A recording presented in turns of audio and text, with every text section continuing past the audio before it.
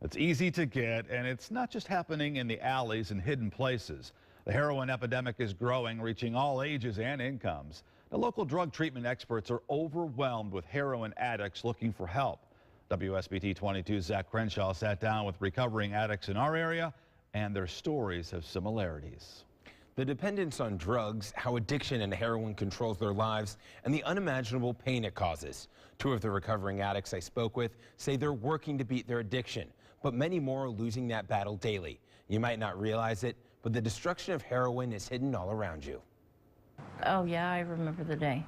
Almost every drug addict remembers the low point, rock bottom. My husband and I used to fight a lot, and my children were taken away because we argued and because of the drug use. And that was my low, when my kids were taken away. That was 4 years ago.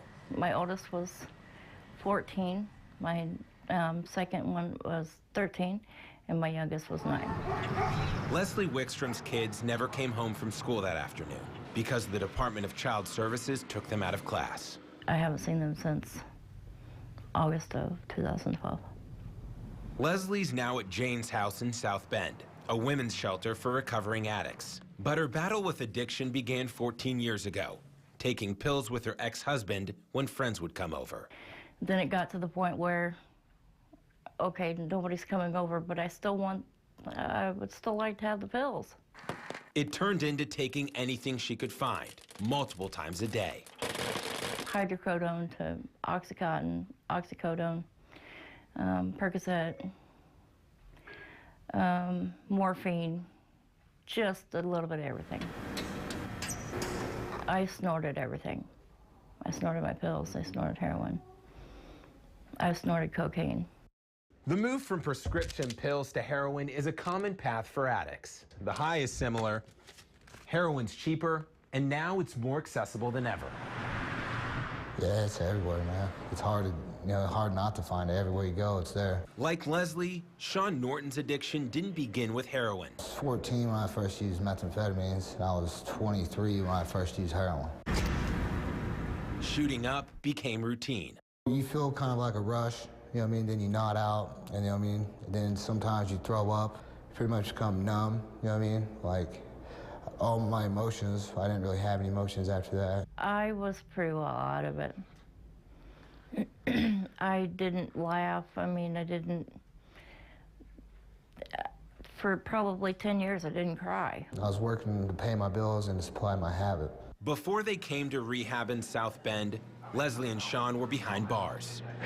It took handcuffs, and sometimes that's the way it happens. I was in jail with people 50, 60 years old in jail for the same thing I was, and I ain't trying to be the same guy when I'm 60, 50 years old in jail. When they got out, Leslie came to Jane's house. I wanted to make sure that if I had my own place, that I would be able to, if somebody came to me with it, that I would be able to tell them no. Sean is at Life Treatment Centers, just 5 classes away from being back out on his own. They tell me it's up to me, you know what I mean? Like, I have to make the choice. Both have full-time jobs and plan to stay in the area, but they know addiction will follow them the rest of their lives. I'll be probably 83 and still thinking about getting a high. They know they can't erase the pain caused by heroin, but they can warn others. It might feel good, but in the long run, the only thing you're doing is killing your body and your soul. If I could go back, you know, to the first night that I ever did it, I wouldn't, you know, if I'd have known that all this was going to happen, no, absolutely not. I would have never done it. But then again, that's, you know, that's life. That's the way it goes. You can't go back, so you just got to go forward. Leslie just worked her first full-time shift at her job today. Jane's house helps the women who live there find work. They also have a number of rules to hold them accountable: curfews, daily check-ins, and random drug tests. Life Treatment Centers, which operates Jane's house, also drug tests its clients, which Sean says is just a little extra accountability for everyone in his program. Reporting in the studio, Zach Crenshaw, WSBT-TV.